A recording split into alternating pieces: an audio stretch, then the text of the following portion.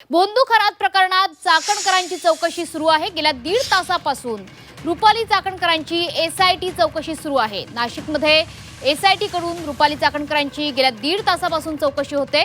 3 दिवसांपूर्वीच एसआयटीने रुपाली चाकणकरांना नोटीस पाठवली होती। याआधी सुद्धा रुपाली चाकणकरांची बहीण प्रतिभा चाकणकर यांची चौकशी झालेली होती।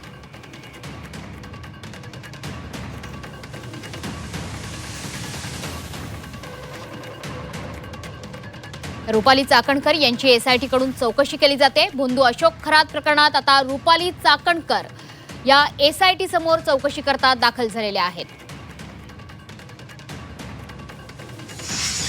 तर आमचे नाशिकचे प्रतिनिधी सागर गायकवाड सध्या आपल्या सोबत जोडले गेलेले आहेत। सागर, या चौकशी दरम्यान नेमकं काय काय पुढे येतंय यावर तर सगळ्यांचं लक्ष आहेच, मात्र गेले 1.5 तास जवळपास चौकशी सुरू आहे। रुपाली चाकणकर चौकशीला जाण्यापूर्वी माध्यमांशी सुद्धा बोलल्या आहेत। नक्कीच खरं तर आपण बघितलं होतं की ज्यावेळी पुण्याहून रुपाली चाकणकर ह्या नाशिकच्या दिशेने आलेल्या होत्या त्यावेळेसच ते नाशिकच्या एसआयटी त्यांची चौकशी करणार आहे याबाबतची माहिती जी आहे ती आपल्यापर्यंत पोहोचलेली होती।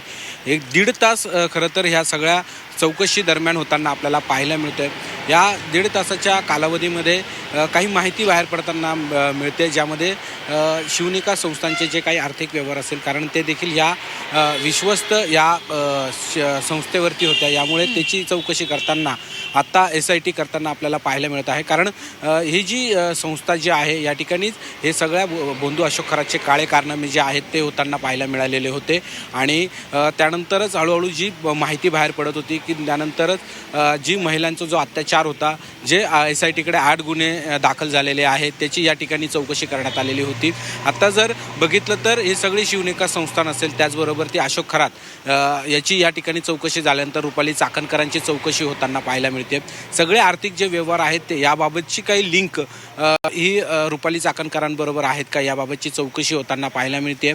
नाशिकच्या ह्या NPAमध्येच इथं जर माझ्या पाठीमागे जर बघितलं तर NPAमध्ये सध्या रुपाली चाकणकर ह्या मध्ये आहेत। या ठिकाणी एसआयटीचं कार्यालय स्थापन करण्यात आलेलं आहे। तब्बल 3 वेळा एसआयटीचं कार्यालय जे आहेत ते बदलण्यात आलेलं होतं।